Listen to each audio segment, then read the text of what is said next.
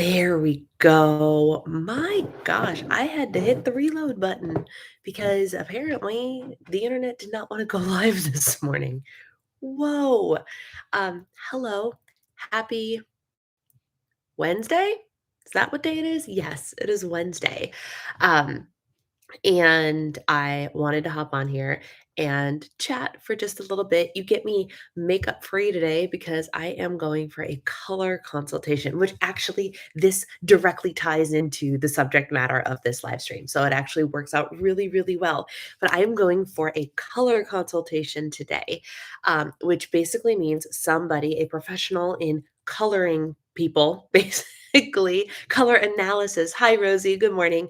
Um, is going to be doing this whole process. I think this process is like a 90-minute, 2-hour process of color draping, and where they like neutralize you. So like I have to wear a low cut top and everything, and they put like a white thing on you, and then they drape different colors based on different seasons on you. And ultimately, the end result of this color analysis is I will leave knowing what color season I look best in.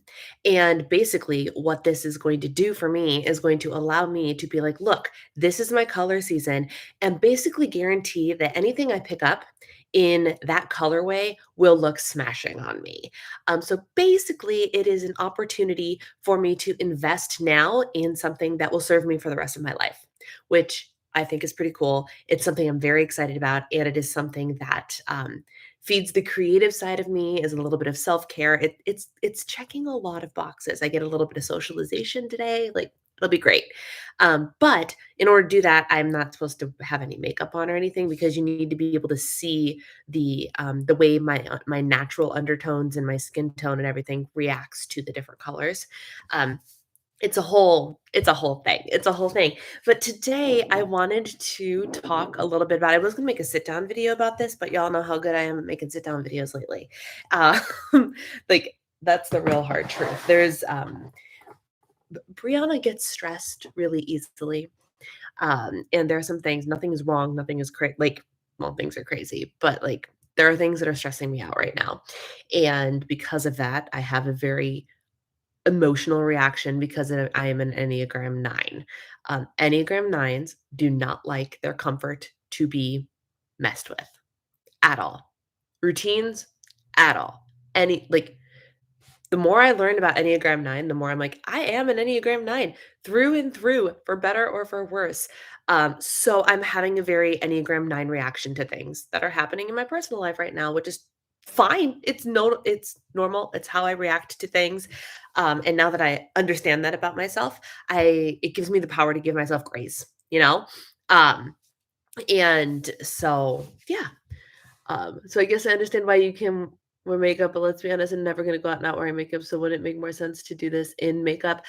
Yes and no, because what it also does, Amberly, is it's going to help you understand the undertones of the makeup you should be wearing. So, for example, if I get my coloring and everything like that done, and I have a hunch. I have a hunch that at the very least, I think I am either a winter or a summer. I firmly believe that I am a cool toned human being.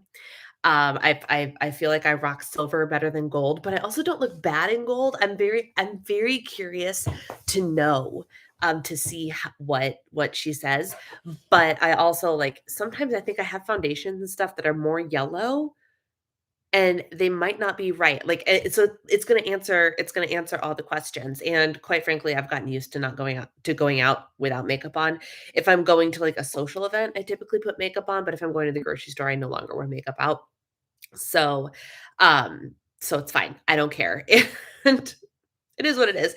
But I'm really excited to be able to just like then it'll be like, are you cool toned makeup? Now I have the power and understanding of going and purchasing the right foundation or even the right lip colors. Like this is going to apply to lip colors. It's going to apply to it's going to apply to everything.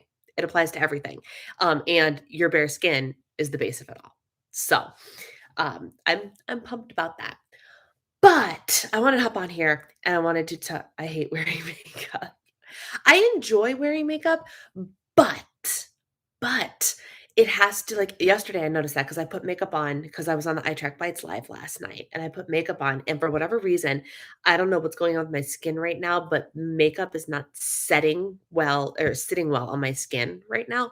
Liquid makeup is not sitting well on my skin, and I don't know if it's I need like, I have a facial next week, so she's gonna exfoliate the heck out of me, and hopefully that'll solve the problem, but, like, around my nose and stuff especially, my skin's kind of like it's just sitting funny, and I'm like, up close and personal, it doesn't look great. On the camera, it looks fine. You wouldn't even know. But I'm just like, oh, it's kind of frustrating. So, like, in that way, I'm like, do I even want to wear makeup right now? I don't know, but it's fine. It's fine. Because you prefer cool colors in don't you prefer cool color? I do. I do prefer cool colors in general.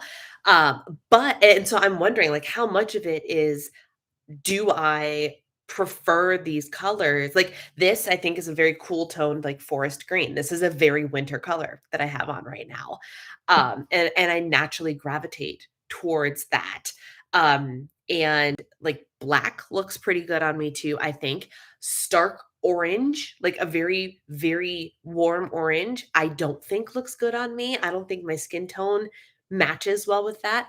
Bright red, like the warmer toned red does not look good on me. And like let's compare. Like this green. Look at the greens, right? This would look very different on me than the green that I'm currently wearing. They're two completely different seasons. Um, so all that to say, it'll be really interesting. I will be shocked if I am an autumn or a spring, but I've already like looked at the colors enough where I'm like, there are colors in every colorway that I like, so it doesn't really matter. Like whatever the truth is the truth. But we'll see. We will see. Um, I think I would want to do both. I like my skin and makeup. Yeah. But you will be hard pressed to find somebody who will do your color analysis with makeup on. So because it explicitly says the instructions are show up with no makeup. We need natural skin, natural light, all natural. Because then you can build from there. Um, anyway, I'm popping on here today because, and this is how the color analysis is directly relevant. I have started, even though we got 2 months left in the year, I actually have to do my Power Sheets goal setting this week. Our Patreon members have their goal setting chat tomorrow. It's tomorrow, right? Tomorrow. So we're going to start talking about November goals and things like that, which I don't even know at this point in my life. I don't even know what I'm going to do for myself, but we'll see. We'll see. I'm starting the brainstorm process, but I'm also starting the goal setting process for 2022 very loosely. And I think I titled this stream like the brainstorm begins because that's the point that I'm in right now.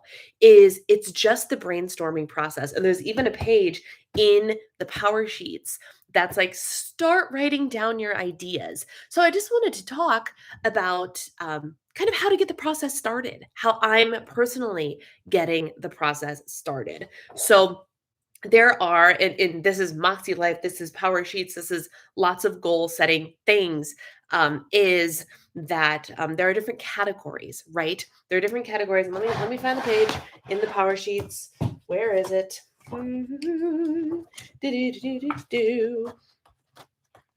There it is. So I'm looking at the cultivated life evaluation on page 10 of the new Power Sheets, and it's where there's the 8 like pillars of life, right? And I believe they are the same, if not similar, to the Moxie Life pillars.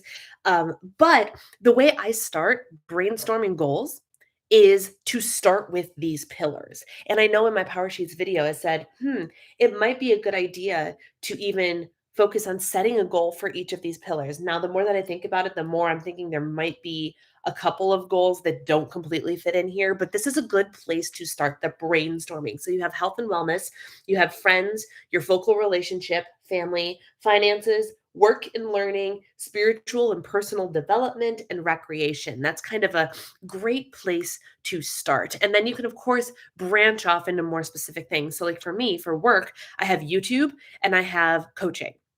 And while they are interrelated, they are in fact separate entities and can have separate goals and things like that. Focal relationship is great. I'm going to throw like homemaking and home related things into a category, personal development and like just personal goals and things like that. And so what I've started to do, I actually started using a mind mapping tool called Whimsical. It is online. I have it pulled up right now. I don't think I can screen share here, but what I have is this little mind map. It's actually really, really cool.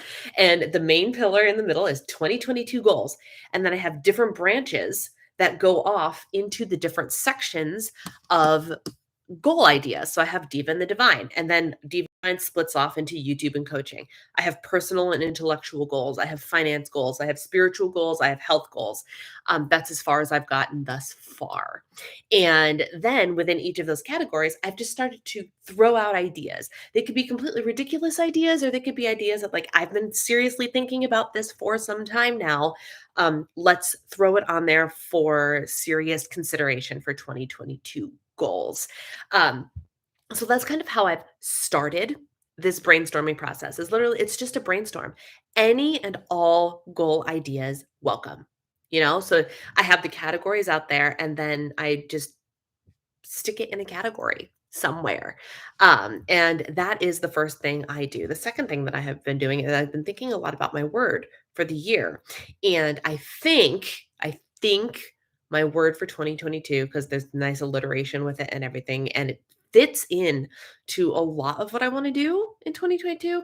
I think transform or transformation. I think transform because you can make a really cool, like, transform 2022 is going to be like my it's like I came up with my own Beachbody workout, Transform 2022. They have Transform 20.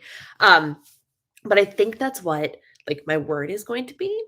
And because a lot of the stuff that I want to do kind of involves the transformation of mind or physical body or of space, environment. So it makes a lot of sense. So between my word vomiting onto this mind map under the different categories and knowing that, like, my overall vibe of the year is going to be transformation, that helps me start to just think of what I want 2022 to be.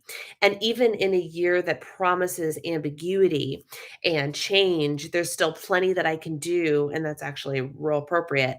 Um, there's plenty that I can do regardless of what's going on around me, to work on transformation, be it physical, emotional, spiritual, things like that.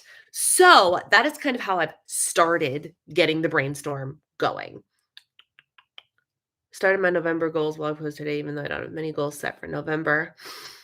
I have 2022 goals brainstorm document. I like to do the brain dump and then go back and highlight the ideas to see where each fits in different categories. Yeah, and everybody has their own technique. But I like to just make sure I have things categorized. And there are some that, like, where does it really fit? But, like, I know my health and fitness goal for 2022 is to do a cut. And that's going to take up most of my year. And with, like, 35 out of the 52 weeks will probably be cut mode, which is great. That's fine. So that's, like, my big health and wellness goal for 2022 is to hopefully successfully do a coach-led cut. And then within that, I will also have different mini goals. Like, I want to do the new Beachbody program, 645, whenever that hits Beachbody. I'm hoping it hits Beachbody before my cut starts so I can do those things kind of in conjunction with one another. That would be really great. Um, so, like, I know what my health goal is going to be. Easy peasy. I have a goal that's going to be to button train my dog. I don't know what that falls under. Family, maybe? Does that fall under a family goal? I could do that as a family goal. That's not a bad idea. Um, so, like, I want to button train my dog. That's a goal I have. I want to become a reader. That's a goal I have. And that I feel, and I used the word become very specifically because, as we've learned in a lot of self-help books, when it is a lot easier to change your habits when you tie them to an identity versus something that you need to get done.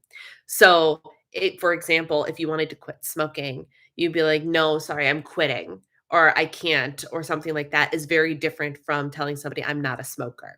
Once you embrace that identity, it's a lot easier to give up the habit. So for me, my goal, the verbiage of my goal is very specific. It is not, I want to read more books. It's, I want to become a reader.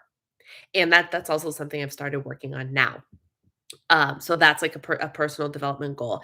One of the goals, which is how the whole color analysis thing is relevant to me now, is I want to work on curating my style. My style. I have always been the comfy clothes, like sweatshirts and sweatpants and slippers and comfort is king person. And the pandemic has definitely helped make it really easy for me to fall even harder into that. And while that's fine, I want to work really hard on curating my style in a way where, like, you know how there are those people that, like, even if they're work from home, they look presentable, or even if they're just running to the grocery store, they look put together and a little bit stylish. Like, I want to kind of be that person, and just have an effortless sense of put togetherness. um, and that comes with curating my closet. And that's something that will take all year and could take years to do, to invest in the right pieces and whatever. And I want to wait to invest in some specific things until my cut is complete and I kind of see where I'm hanging out, you know? So, like, first part of the year is maybe to learn a little bit more and to purge things that don't work for me, and to what's the word I'm looking for? Invest in transitional pieces that will work well at this size. And if I lose 10 or 15 pounds, like that kind of thing. Um, but so it's these are all just things that have been swirling in my head lately about 2022 goals. Um, yeah. So this is just what's been on my mind lately. And so the color analysis, and I joined Christy Rissel's Rise Through Style Society. So I have learned what my body type is, like which body shape, my body type. And I've like taken the measurements and everything for that to learn what my body type is. And today I will learn my color season. And those are two very, very specific things that will help me walk into any store and determine whether or not a piece of clothing will work for me or not.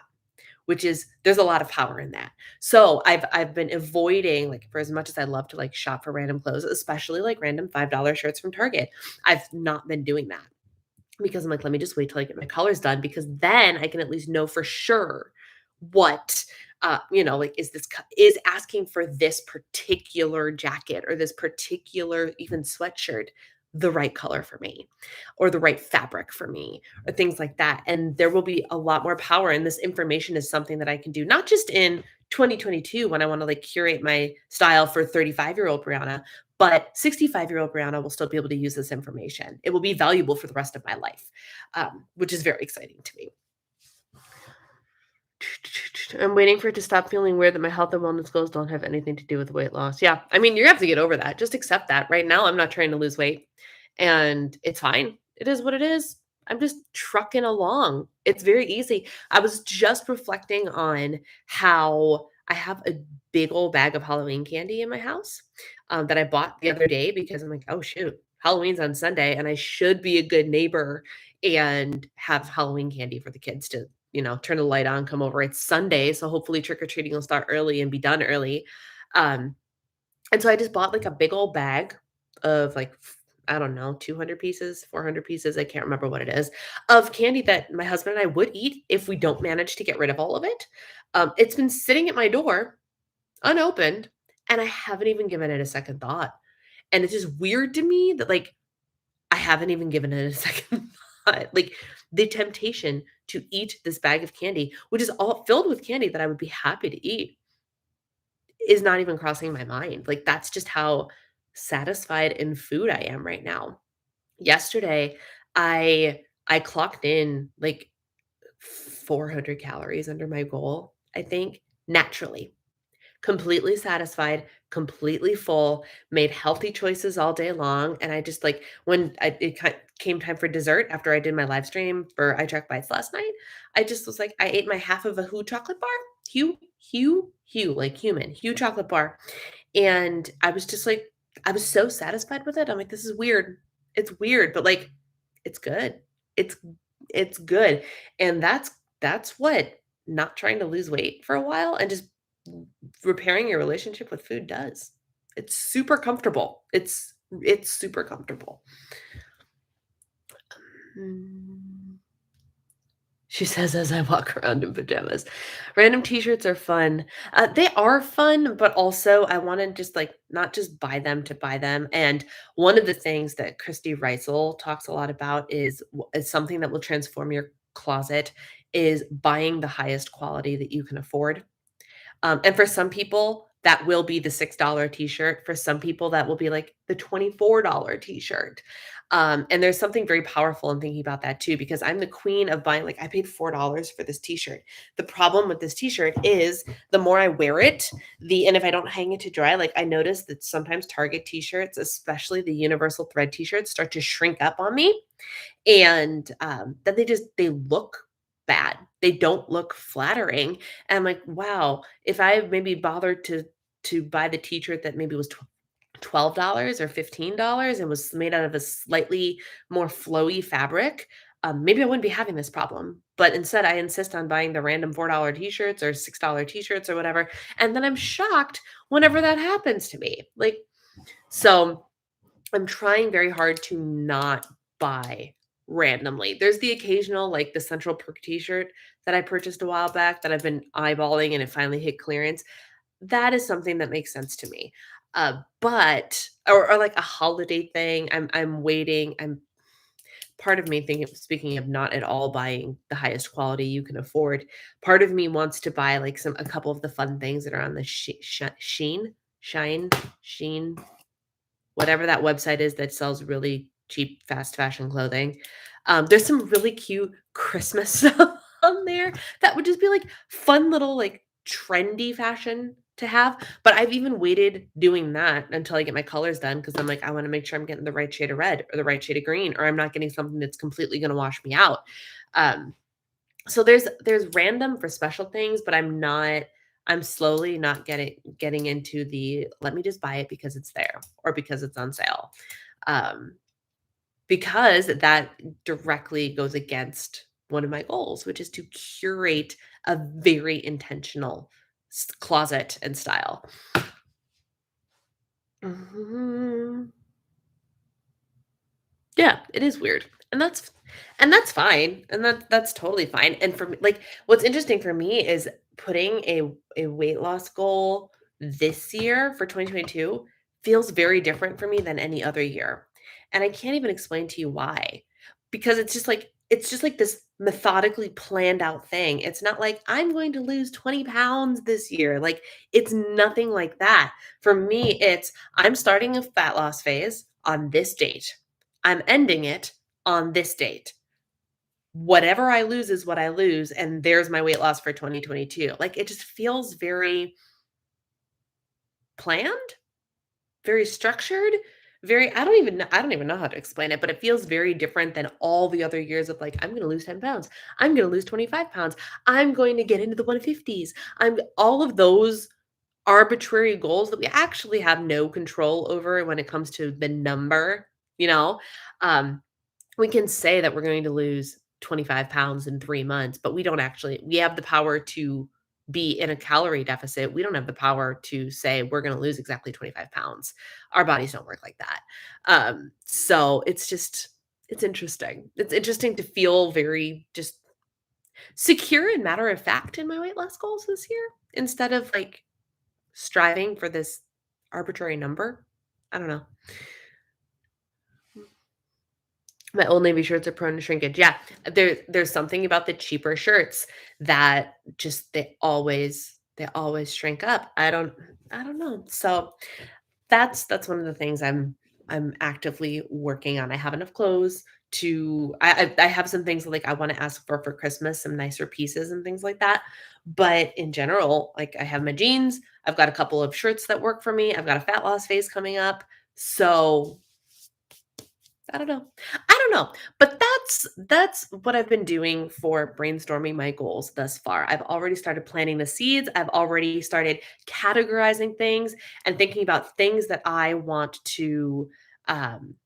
things that I want to do and writing them out, because then when it comes time to actually plan out my goals, I can be like, okay, but what makes a lot of sense for where I'm at right now, what the calendar year is proving to have the potential to bring to me, and what makes sense for the season that I'm in right now. And that's having that brain dump of what my goals, my potential goals can be, will really help when it's time to sit down and focus on choosing what I'm working on actively in 2022. Why buy 4 cheap shirts when you can buy 1 quality shirt? Exactly, and that's the mindset shift, Amberly, that I'm working on. It is like, I can buy the 4, because I bought 3 of these shirts from a New Day, and they're different. I have a couple of shirts from the brand A New Day that are a different material that's flowier, and I've always been, and again, when I did my body type analysis, I already, when I'm looking my best and my favorite pieces in my closet already cater to that body type. I knew that about myself. So that's why I'm very curious to know if I already know my color season, because I already knew how to appropriately dress for my body type. And so I'm like, well, this makes sense. But like, I had a couple of A New Day shirts back when the brand just launched in Target that were much flowier, much clingier in the right places, and a little bit longer. Like, they fit beautifully. And then these t-shirts, which were, I think they had list price for $6, and I got them on Cartwheel or freaking Circle. I'm never gonna end up calling it Circle. Circle. A Target Circle for like $4. They were 20% off or something. And so I just grabbed 3 in colors I needed, because I'm like, oh, fill in the void of the cheap t-shirts that I need. When I could probably go somewhere else and, like you said, spend $15 on a t-shirt that will last, that will fit better, that will be the right material, um, things like that. So that's exactly what I'm actively working on right now, is doing exactly that. Stop the 4 cheap t-shirts and curate the closet that's full of quality, the best quality that you can afford. And for every person that's going to be different, but the quality of the clothes that you love. Like, and my example is always this, and you guys have, and especially if you watch when I sing at church, you will definitely see this, because it's literally my church singing uniform. It has been for years. There was this coat, this jacket, this is stylish accessory jacket from White House Black Market that I saw. I love White House Black Market. I Their clothes are my style. And like, and I guess they're actually built for curvier women. What's it called? Like I'm not quite hourglass shaped, but I'm on the cusp of, like, from standard body shape to hourglass shape. I definitely have curves, and I am an endomorph, which is the curvier body type instead of the more straight cut body type. And apparently, White House Black Market is actually structured for more of that body type, which is probably why I gravitate towards it so much. Because whenever I try something on in that store, it always fits me so well. And the material is always that flowier, silkier material in the shirts and the dresses. And I love it.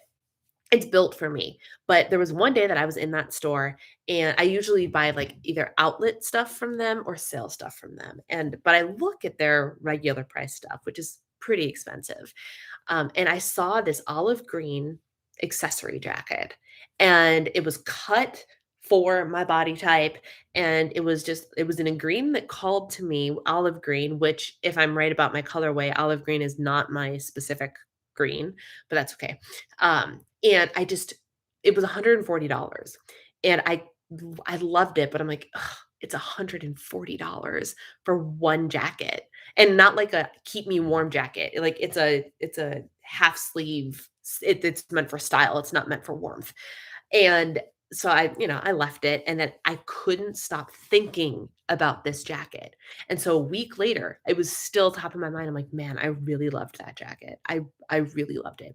So I went back to the store, and they happened to have one left in my size, and I spent the $140 on it. It is probably the thing in my closet that I have worn more than anything else. More than anything else.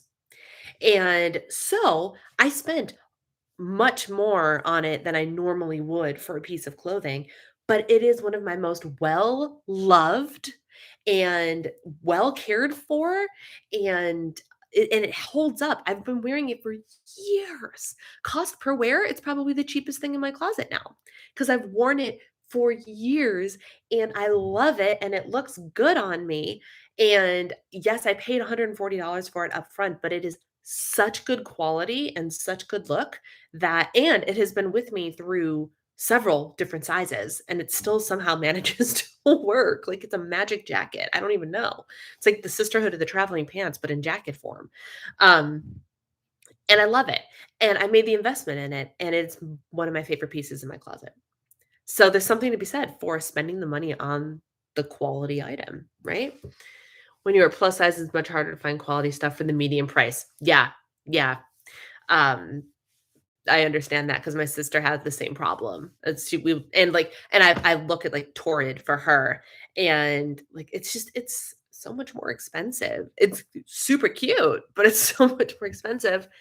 Um, if cheap t-shirts are your work uniform, it makes sense. Easy to replace, easy to throw out and buy. But there's a difference between wearing those and feeling good. Yeah. Yeah. That's exactly true, and, like, for me, I wear a lot of these, and you can't see, but I'm fingering the bottoms here. I am notoriously bad at wearing holes in the bottom of my shirts, where because I'm a leaner, because I don't like to stand, so I lean on everything, especially when I'm cleaning, if I'm doing dishes or doing whatever, and I wear holes in the bottom of my cheap shirts, which again, if I bought higher quality, is that less likely to happen? Yeah, probably. But also, I very much have a, "Am I sitting at my desk today or am I cleaning?" And, like, housewife cleaning, I throw on some of these T-shirts, because if I get a hole in it, if I spill some cleaner on it, if it whatever, it's not a big deal. But that's another reason that I've justified having a few too many of these cheapy shirts, because I wear holes in my clothes. But, one of my shirts hit my belt. Exactly, exactly. So, I've gotten smarter, and I tend to now if I'm in house cleaning mode, I will put on not jeans. I will take off my jeans so there's no button, and I'll put on, like, nice soft pants. And if I am in jeans or I'm shorts, I remove my belt because I've noticed that my belt is what's doing most of the damage. So, um, yeah, because I lean. See, it's not just me. Oh, I love that it's not just me, but I have ruined a few of my favorite shirts. Like I've purchased, you guys have also seen a lot of like the gray shirt with the gold sequins on it. I own two of that shirt, and it's probably my second and third version of that shirt. And I own that shirt in a different color too. When they were at Kohl's and I realized how much I loved them and they were like 15 bucks, I bought several because I wore holes in the first one I bought. And I'm like, "Well, that's we can't have that." So I bought more because I love that. Then if I damaged one, I wanted to have a backup. Um, and that's another shirt that you see a lot, and that one was more in the $15 range, but the fabric is nicer, it's a little bit heavier, it's a little bit drapier. It's cut with curves, it just looks a lot better than the $5 t-shirt from Target. I get random holes in my shirts I can't explain except they're cheap shirts. Yeah, I mean, something typically causes it, but for me, it's leaning. Leaning. The occasional getting caught on a door or something. I'm also very good at getting caught on doors. It's a gift. You know what I mean? Like, especially when it's like the long handle. I can walk by a door with a long handle and get my belt loop stuck in it. I have gotten stuck on a door on multiple occasions. But anyway, that's my thoughts. It ended up being a talk about style, but that's my thoughts on goals. Let's be honest, there are 7 days a week, and we do laundry at minimum once every 2 weeks. So even if you need house cleaning shirt for every day, 14. Yep, that's true. That's true. Um, I do laundry. I do laundry at least twice a week. So I did laundry just last night. We do like our because we have for us personally, we have a different clothes baskets. So we have like our everyday clothes, then we have our gym clothes, which are separate and things like that. So I end up doing regular clothes at least once a week, gym clothes at least once a week. So we always have a constant rotation of things happening. But yeah, that's my thought on that's my thought on getting ready for your goals. I'm I'm jazzed. I'm jazzed to get brainstorming and start the work there, the prep there, and just kind of looking ahead. I've started to see people that I follow on Instagram do like their I have I somebody I follow does an annual planning session where like she and her fiance get away. They go away for a weekend to brainstorm and plan out the entire year. and like that's their sole focus, and talk about their goals and talk about, what each one individually wants to do for their goals, and then together what they want to achieve as a couple. Like it's a really great idea, and like that's starting to happen. It's not just me sitting here starting to brainstorm 2022, but like for businesses are starting to plan their 2022. Yep, that's her. And I just thought it was such a great idea. I thought it was a great idea. And so I'm just starting to see that around. And I just it's in the forefront of my brain. It's in the forefront of my brain to start planning for 2022. And even though there's 2 months left of 2021, and I'm sitting here knowing that like holiday travel is coming, like really trying to figure out what the heck am I even supposed to do for goals for the rest of this year? Because I honestly don't know. So I think part of my brain is like, but I can make concrete plans in 2022, even though like goals for 2021 are kind of, I don't know. I don't know what to even set as goals for 2021 anymore. Just because of all the stuff that's coming. And it's we won't necessarily be here for me to do workouts and this and that and the other. So what do I do? What do I do? I don't know. I saw that post. She's one of the few planner accounts I follow. If I want to, I want to see if I can print out the Moxie Life monthly goals pages, but I'm not sure I can make tomorrow. Okay. Um, yeah, well, I'll have it recorded for you, Rosie. That's one of the things I have to do today is upload all of my Zoom chats. Um, but yeah, you can print them. There's a whole bunch of stuff on the Moxie Life thing, which is super interesting. That's how I did when I redid my assessment, a week or two ago. I printed it off online and just redid the whole thing. It was super great. Anyway, that's my thoughts on beginning to goal storm is what I was about to say. To goal storm. That's brainstorming your goals all in one word. Goal storm. Goal storm 2022. Let's go. But yeah, so I'm going to go and I am going to go take strides towards one of my 2022 goals already and go get my colors done. And it's going to be super fun. And that's all I got. So I will talk to you all later. Have a fabulous, fabulous Wednesday. We are this much closer to Friday, which means it's almost the weekend. Congratulations to us. Take care.